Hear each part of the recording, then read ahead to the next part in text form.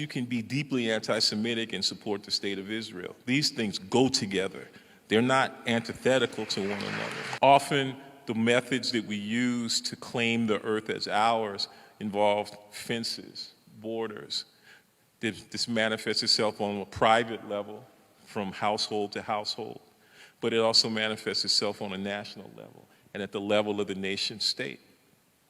And it's not an accident that settler colonial states take it upon themselves to imagine themselves to be the living embodiment of the legitimacy of the nation state as a political and social form. For me, there's two reasons to be in solidarity with the people of Palestine.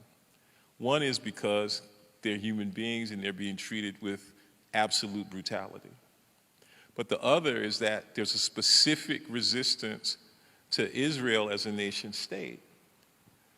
And for my money, to be perfectly clear about this, I believe that this nation state of Israel is itself an artifact of anti-Semitism. If we thought about Israel and Zionism not just as a form of racism that results in the displacement of Palestinians, but if we also think about them as artifacts of the historic displacement of Jews from Europe, right? In the same way that we might think of, let's say, Sierra Leone or Liberia as artifacts, okay, of racist displacement, okay?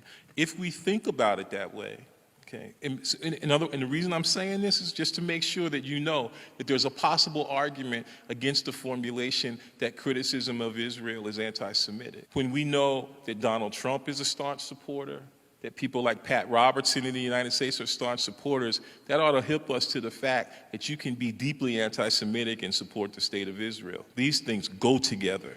They're not antithetical to one another.